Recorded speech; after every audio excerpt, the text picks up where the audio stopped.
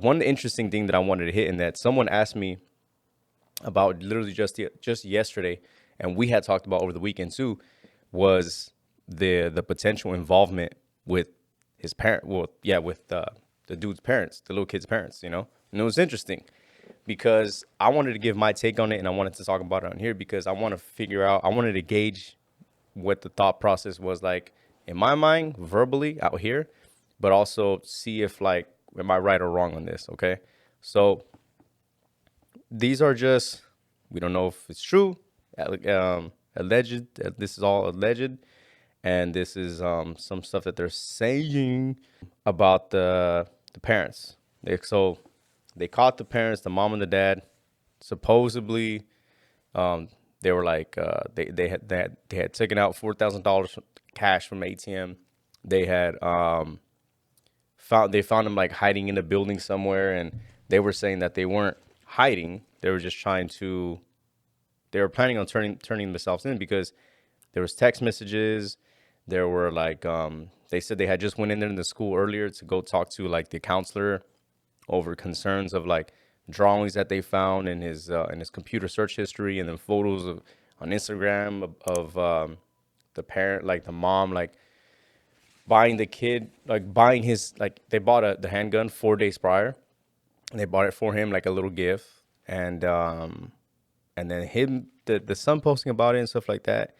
And so at first, here's my thing: it's not uncommon for like parents to buy their children guns. There's nothing wrong with buying your child a gun. I mean, especially if you're from the South. I'm just speaking of I guess what the law is, and from my experience. And my experiences, especially when I was living in the South, it was like, yo, people had guns all the fucking time. So it's really from where you're from and what you're comfortable with. Because I know people who've grown up without never even touching or holding a gun. I know people that their parents never owned a gun or anything. Just as my little personal story, well, maybe I shouldn't get myself in trouble or incriminate me. Yeah, but again, everybody's situation is different. But yeah, so this dude, his parents bought him a gun, and then I think they even took him to a shooting range or something like that too. And you can have your opinions on that too. And if all I know is that if it's legal, then it's legal. I've heard of parents taking their kids to their fucking backyards and just shooting guns out there. So it's kind of just like based off your comfortability on that. That's not really the bigger issue. That's just to give some context and some background for it. You know what I'm saying? Really, the issue was whether they knew about something going down and them kind of somehow being involved in it, like involuntary, right? Voluntary, but involuntary, I guess you would say. Yeah, the involvement for it. Because they were saying that there's text messages about the mom supposedly texted him saying, like, it's okay that you're doing that, whatever.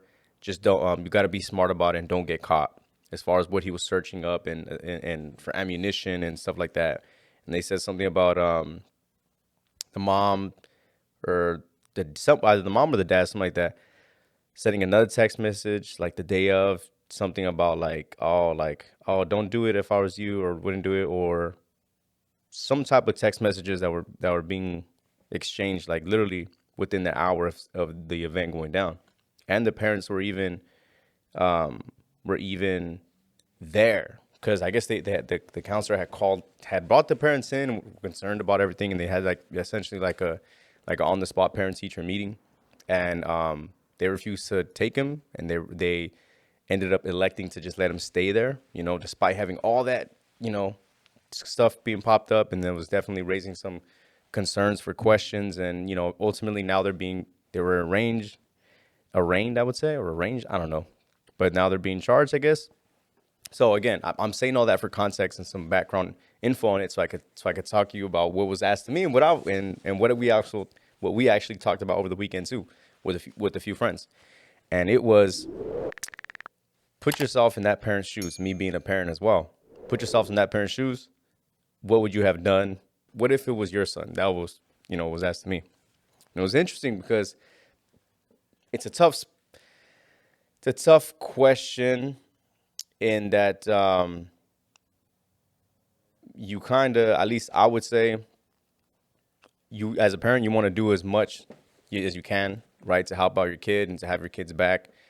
Um, but there's also a level to where it's like you're you're endangering and harming multiple other people for your own, not for your own, but based out of your own selfishness, right? So it's like if that was my son, right, and if I knew that there was some fishy shit going on, or if I knew that he had a gun at a school and everything, I would either show up I think I don't know if I would, depending on where I'm at, right? I don't know if I would like call the cops immediately and be like, my son has a gun at school.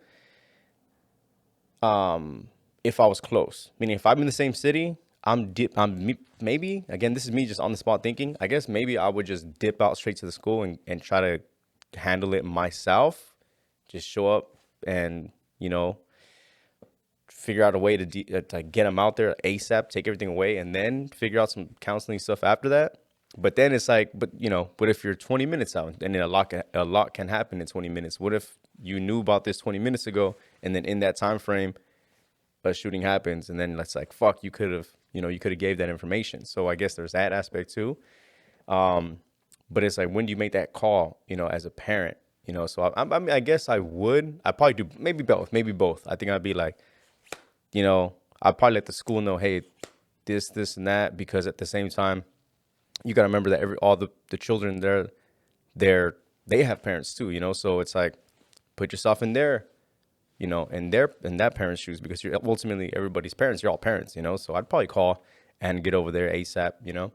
But then it gets to the next thing is, how far would you be willing to lie to protect them? Say if you already knew about everything, and he already gave you the info and it all happened, then how much are you willing to lie to protect your son? Well, at first glance, it's always just like, or first thought, it's like, I'm going to protect my son no matter what. But then does it become a detriment? To what point is it a detriment, So it's like, again, I think it goes back to like, you got to think of the greater and good of like multiple people, multiple children, and they have families versus yours.